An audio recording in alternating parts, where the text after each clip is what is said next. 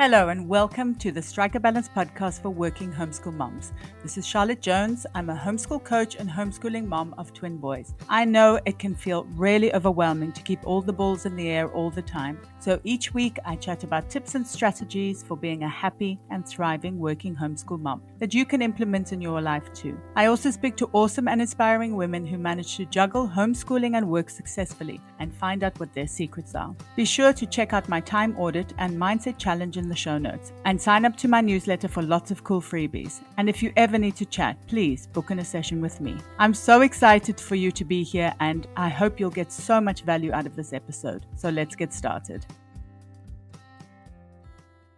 Are you looking for a new math curriculum? Well, I'm thrilled to introduce our favorite math curriculum to you. CTC Math specializes in providing online video tutorials that take a multi-sensory approach to learning.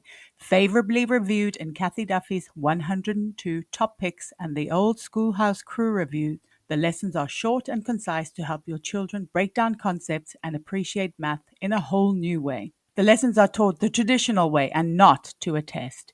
Each one of the video tutorials is taught by an internationally acclaimed teacher, Pat Murray, who is renowned for teaching math concepts in a simple, easy to understand way and in only a few minutes at a time. Using a multi-sensory approach means having the combination of effective graphics and animation synchronized with the voice of a friendly teacher together with a practical assessment. This three-pronged attack makes learning so much easier and more effective. Even students who struggled with math are getting fantastic results, and ones who were doing okay before are now doing brilliantly. Visit ctcmath.com today to start your free trial. CTC Maths is generously offering my listeners an amazing special. Go to www.ctcmath.com/MLH to get a half-price discount plus a bonus 6 months for free. That's ctcmath.com/MLH.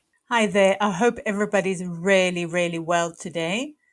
Today's topic is something that I know a lot of working homeschool moms struggle with, especially when starting out, and that is how to find a working mom homeschool schedule.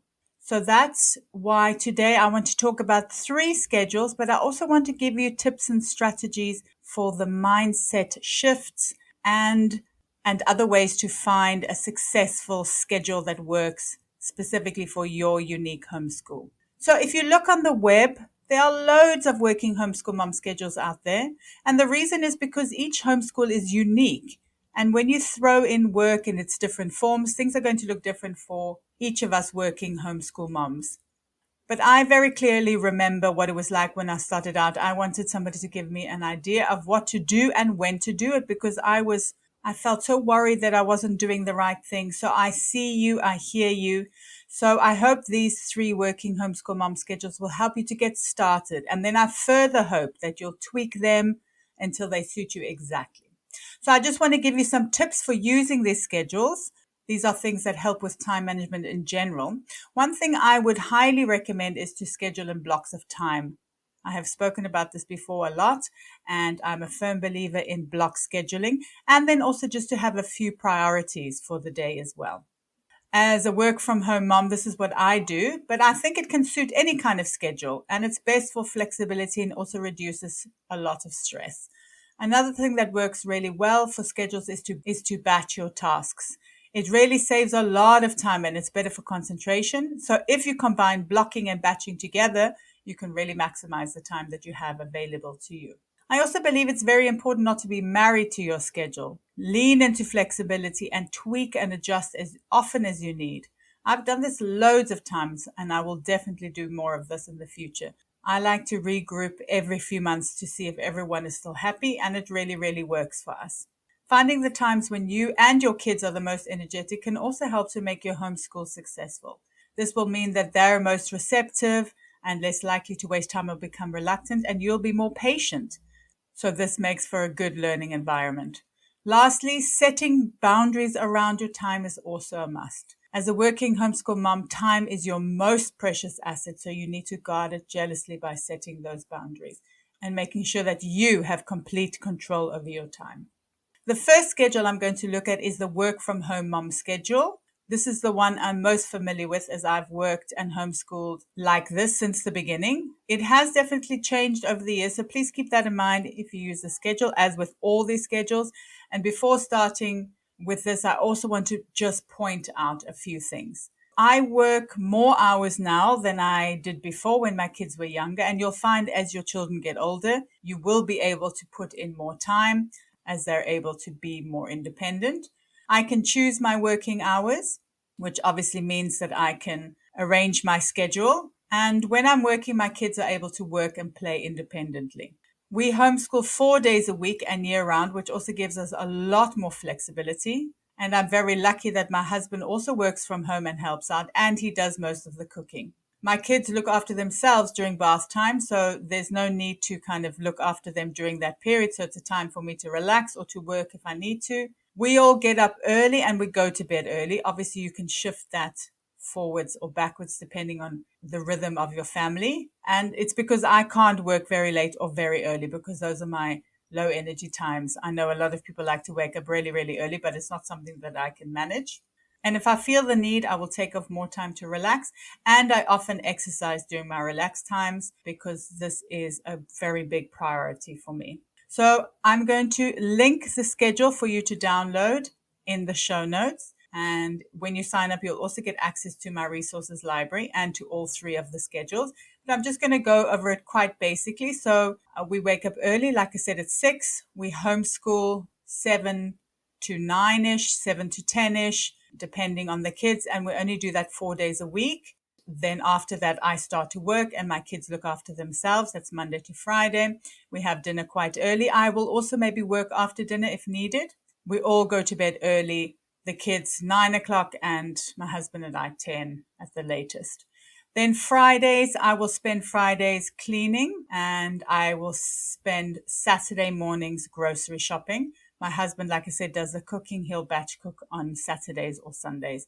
If I need to work, I will work over the weekends. I try not to do it, but if there's a big project that I need to do or something I have to finish, then I will do that. But obviously I have that flexibility. And like I said, the kids only homeschool 3 hours a day, but we homeschool year round. So we manage to get a lot of work done. The next schedule I know a lot of working moms ask about, and that is the full-time out of the home working mom schedule. So being a full-time working mom who works outside of the home and who homeschools sounds almost impossible, I know, but I believe with proper organization, lots of patience and motivation, it is possible. And here are some things that could make it this easier. Dependable and trustworthy childcare when you're at work will definitely set your mind at ease. And maybe that person can also help with homeschooling. Fostering independent learning as quickly as possible will also take a lot of pressure off. Using online homeschool programs helps to reduce prep time, and it also is great for keeping track of learning. Most of the programs have a feature where you can print out what you've done if you need to keep track of the hours that your kids homeschool.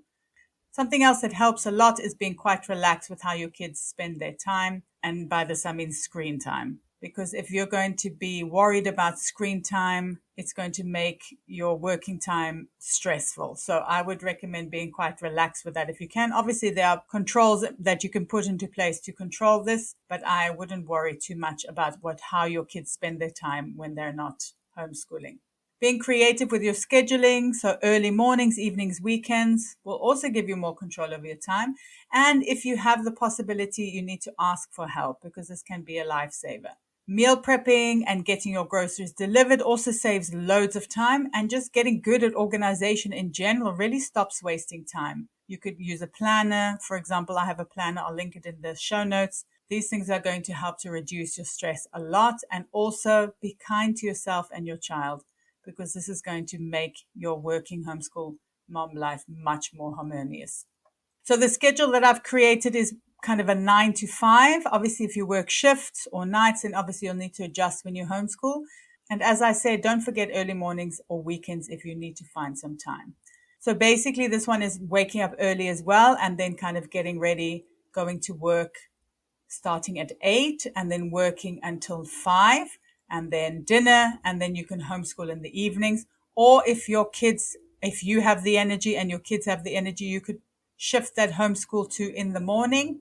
And I would recommend year-round homeschooling because it does give you a lot more flexibility. And I've also added in food prep on Saturday because that's going to save you so much time in terms of meals. Then lastly, I've put together the part-time working mom homeschool schedule. Once again, this depends on the hours that you work, so you can shift your homeschooling to be earlier or later. And the same elements are going to make the schedule work for you. Flexibility, being organized, being open-minded about learning when it's going to happen, how it's going to happen, tweaking and changing the schedule, and finding out when you and your kids have the most energy and setting those boundaries. So just a few final thoughts on working homeschool mom schedules. It really takes time to get adjusted to being a working homeschool mom, and finding a schedule that works is a big part of that. But it's really worth it to take the time to be flexible and to be open-minded about everything and to trust the process, because you will succeed if your motivation is strong enough. And remember that you can always reach out if you're feeling really overwhelmed or stuck. I really hope you enjoyed the episode. Drop me a DM on Instagram or post on the Working Homeschool Mom support group over on Facebook, and let me know what resonated the most with you. It would also be great if you could rate, review, and subscribe, or share the podcast with a working homeschool mom who might need it. It's my mission to support as many working homeschool moms as possible. Until next time, take care.